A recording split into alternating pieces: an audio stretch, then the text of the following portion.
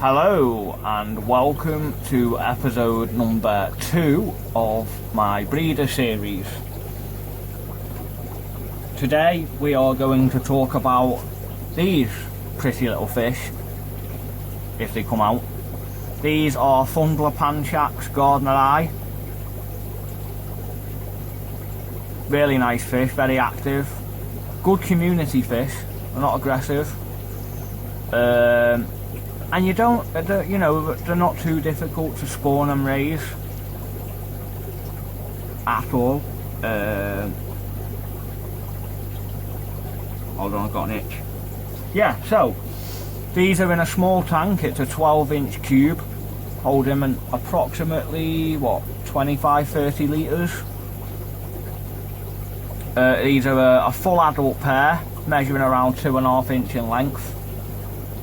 Filter is done by a small double sponge filter, decor, sandy substrate by use of children's play sand, and a big ball of Java moss in the centre. Now what happens is, when in condition, or so say when you've got your pair in condition, you stick them in a small tank, big lump of moss, and then your male will entice the female into the moss and do what's called a spawning embrace, which is where he will wrap himself around the female and shimmy until she starts to lay eggs, at what point he fertilises them and she just deposits the eggs within the moss. And then, depending on your tank's temperature, the eggs will hatch around 5 to 7 days later.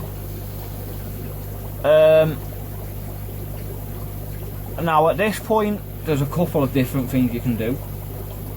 You can either remove the pair from the tank and concentrate on raising the babies yourself by use of micro worm, freshly hatched baby brine shrimp, and all you know, the good stuff, infusorium and stuff. Or you can do it the way I've done it, which is set up the tank, get your pair. Now to sex these, dead easy. The fish that's just swam into the moss is the male, and the fish at the front here is the female. The males have always got the really nice patterning and colours, and the females stay quite plain, sort of like a peachy colour. That's the male there. Right there. Woohoo! Yeah, so you can do it the way I did it. So what I did was, I got my pair pre-conditioned. I put them in a tank with the moss, and they've been in there ever since. They've been in this tank now for around a month and a half. And as you can probably see through the video, there are some fry knocking about in with the parents. Now these don't actively predate on the eggs or the fry. They will eat the fry if the fry get in the way, but they don't actively hunt them down. Now, doing it this way, you'll never get the most out of your fry, so you'll never be able to raise hundreds of them in this way. But this is just the way that I prefer to do it.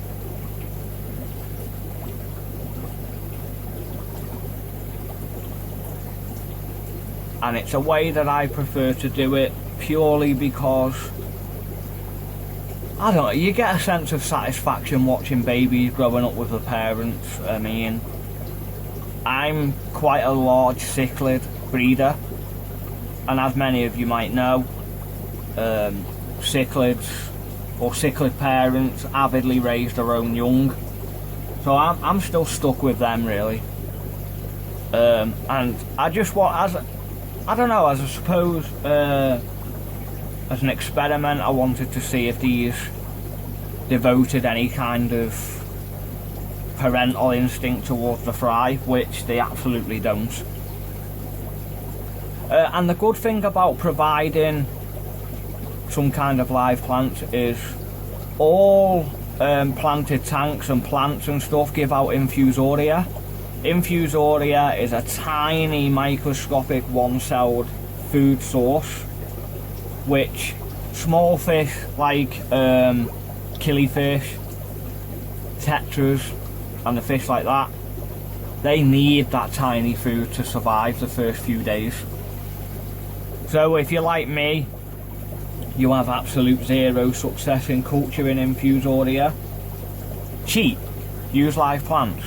There will be a ton of infusoria there for the baby fish to consume.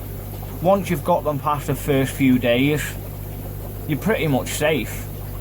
You'll be able to feed newly hatched brine shrimp or microworm. Microworm's my personal favourite.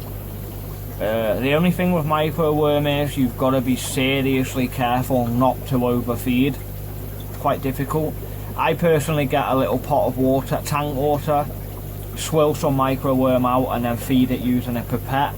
I find that much easier to feed that way. So yeah, that is Fundulopanchax Gardneri. I am Danny, and I will see you in another video soon. Do not forget to stay sexy out there.